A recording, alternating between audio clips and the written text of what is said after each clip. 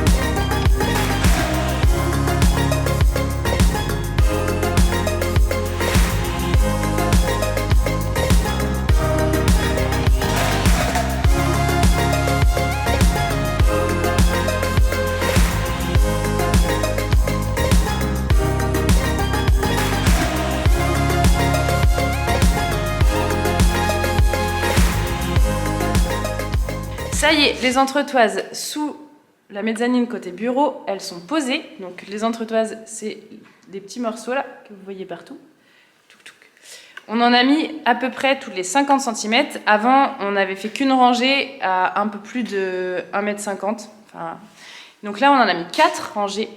Donc là, il y en a 1, 2, 3. Et puis, on en a mis au bout. Donc là, je pense qu'on est au top du top. Et on a quasiment fait que de la récup pour cette mezzanine-là, puisque depuis le début du chantier, quand on coupe des solives, enfin n'importe quoi, n'importe quel matériau, on garde toujours ce qui reste. Et comme ça, eh ben, par exemple, là, on a pu le réutiliser. Ça évitait d'aller racheter des solives, ce qui n'est pas donné, ce qui est galère à transporter parce que c'est très long. Donc là, franchement, ça ne nous a pas coûté cher, ça nous a coûté que du temps. Et au moins, la mezzanine, elle est parfaite. Bon, par contre, maintenant, on n'a plus de chute, donc on va aller racheter des bastings pour attaquer la mezzanine de l'autre côté. Par contre, on va pas prendre des bastings aussi larges, parce que là, on a pris la même largeur que, comme c'était les chutes que les longues solives. Là, on va prendre des bastings en 5 cm de large et 15 de haut. Ça sera largement suffisant. Et puis comme ça, on va faire tout ça de l'autre côté. Allez, on y va!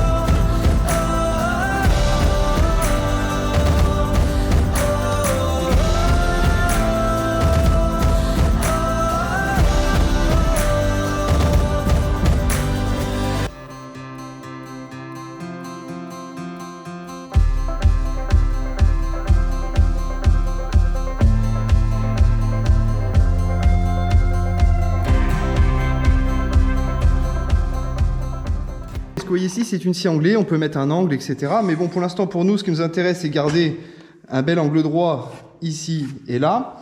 Donc, toujours bien vérifier que ce soit bien propre, parce que sinon, l'angle n'est pas correct. Ensuite, moi, c'est cette partie qui va m'intéresser. Donc, 2 solutions. Soit je le fais de ce côté-là, ou soit je retourne et je le fais de l'autre côté. Mais pour moi, je vais faire de ce côté-là. Pourquoi? Parce que j'ai l'habitude comme ça. Et ensuite, je viens bien ici. Donc ensuite, je vais allumer ma scie, je vais faire un petit trait de coupe ici d'1 millimètre, juste pour être sûr que je suis sur la bonne mesure, parce que des fois, quand on coupe, eh ben, on va faire sur le trait. Or, moi, je veux vraiment que la lame soit au niveau du trait. Donc, je vous montre ça tout de suite, je mets en route et c'est parti. Donc, je maintiens avec ma main de l'autre côté, pour faire attention, ne pas couper son pouce ou sa main, et je vous montre ça, le petit trait de début.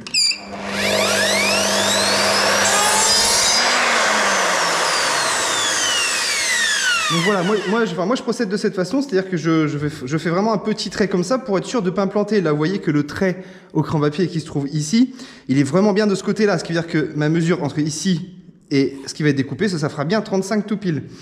C'est pareil, le truc qui est important aussi sur une machine, sur une scie anglais, c'est vraiment de faire tourner la lame dès le début, à fond, avant de taper dedans. Parce que si vous ne tournez pas à fond, la lame va s'arrêter, c'est-à-dire qu'elle n'aura pas assez de puissance et puis la coupe ne sera pas propre. Donc vraiment toujours bien faire tourner à fond et ensuite vous y allez. 2 solutions, il y en a qui vont aller jusqu'en bas et faire un trait, et il y en a qui vont faire ce qu'on appelle enfin je sais pas le nom, mais des petits trucs comme ça pour pouvoir y aller progressivement. Alors moi j'aime bien faire les deux, mais vu que là c'est une petite épaisseur, en fait je peux me permettre d'y aller d'un coup franc. Par contre sur l'autre mezzanine, quand je l'ai fait, c'était des poutres en 63 sur 175 qui étaient beaucoup plus épaisses. Donc là je pouvais pas, parce que si je fais ça, ce qui se passe, c'est que si je fais tout d'un coup, en fait, ça fait chauffer la lame, donc la lame s'abîme déjà plus vite. Et en plus, le bois est tout noir et c'est pas très très bon. C'est-à-dire que même si on le respire, c'est pas super. Donc là, je vous montre ça tout de suite en version sur un petit bout de bois.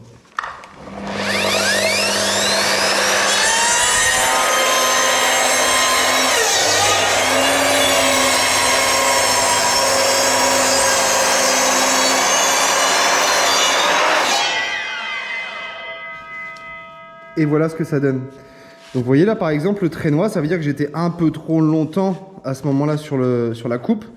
Mais bon, il n'y a pas d'autre noir, donc c'est plutôt pas mal. Donc voilà, ça c'est propre, hein, on voit bien que c'est propre de partout. Ça sert à rien d'aller trop vite quand vous coupez, allez-y tranquillement, pas trop lentement, sinon ça va être tout noir, ça fait chauffer la lame, c'est pas bon. Mais voilà.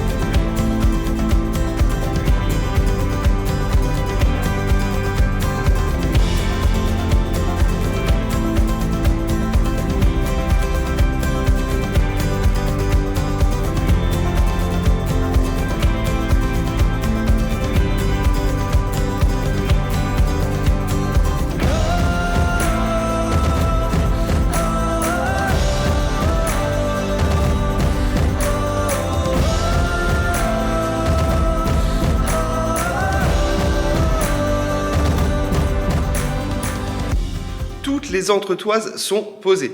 Donc là, tout est fixé, on en a mis partout. À peu près, on va en avoir, je vais vous montrer ça tout de suite. Donc voilà, on en a ici, on en a ici, et on en a une autre derrière. Je ne sais pas si vous allez voir. Tac, ici. Et une autre devant. Voilà. Donc là, on a tout mis. Je pense que maintenant, ça va être assez solide, ça va être bien dur. Donc ça va éviter tout ce qui est flexion du bois quand on est dessus. Donc ça devrait être vraiment mieux de ce qu'on avait mis au début, parce qu'au début, on n'en avait qu'une seule rangée en plein milieu. Donc maintenant qu'on a fait ça, on va s'attaquer à poser le 3e plancher. Donc je vous montre, c'est ici, c'est ça, voilà.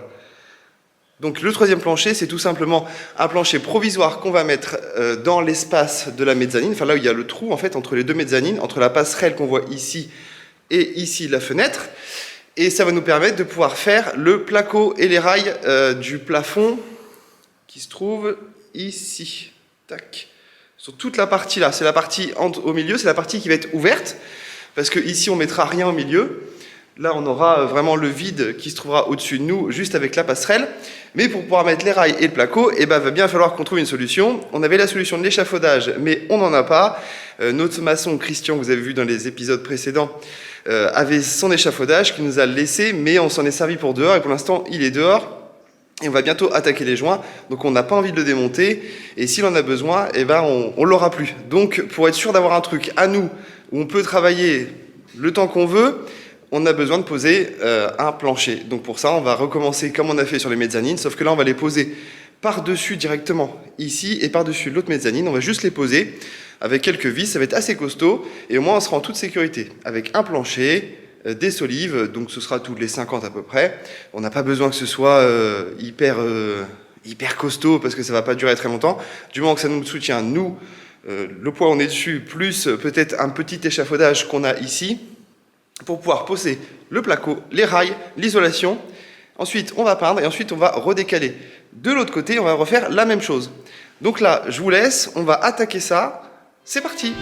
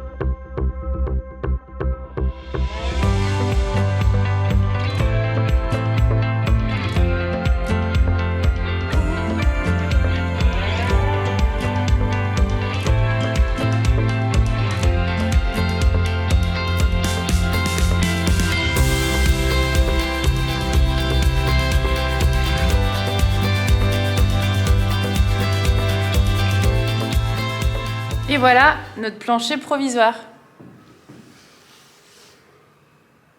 On a mis des solives sur les anciennes mezzanines et puis les plaques par-dessus. Donc là, vraiment, ça bouge pas, on est en toute sécurité et ça va être vachement plus pratique faire à la quoi. On est carrément à hauteur. On n'est plus dans le vide. Là, on en a mis un que d'un côté, que de ce côté-là, puisque quand on a monté les mezzanines, eh ben, on a un peu galéré quand même à porter les plaques d'OSB avec l'escalier. Enfin, l'escalier, il est vraiment dur. On a écarté trop les marches. Donc, il est raide et à force de la journée de monter, c'est chaud.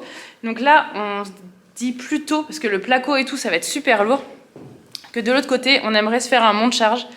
On se construire un petit truc comme ça, on pourra monter les plaques de placo, on pourra monter l'isolant, tout ça sans avoir à forcer. Et du coup, on ferait ça, comme ça on monte tout d'un côté, et puis bah, une fois qu'on a fini de poser l'isolant, tout ça, tout bien de ce côté-là, on monte le plancher provisoire de l'autre côté. C'est un peu l'idée, ça serait cool si ça fonctionne. Donc voilà. Voilà pour... on vous fera un retour pour vous dire si c'est bien ou pas, mais on pense que ça va être pas mal, parce que mine de rien, il faut se préserver un peu, et enfin l'escalier, il nous tue. Quand il faut forcer et tout, c'est pas pratique. Bon, j'espère que cette vidéo vous a plu. En tout cas, on n'hésite pas à mettre le petit pouce si c'est le cas. Si vous n'êtes pas abonné, vous pouvez toujours vous abonner. On vous dit à dans 15 jours. Là, on croise fort les doigts pour que la météo soit hyper clémente avec nous parce qu'on a gros de boulot en tête, mais il faut qu'il fasse beau. En tout cas, pour l'intérieur, là, ça commence vraiment à prendre forme, donc on va bientôt pouvoir s'attaquer à l'isolant, c'est chouette. Mais on a vraiment de très belles choses à vous montrer dans les semaines à venir et ça va être super chouette.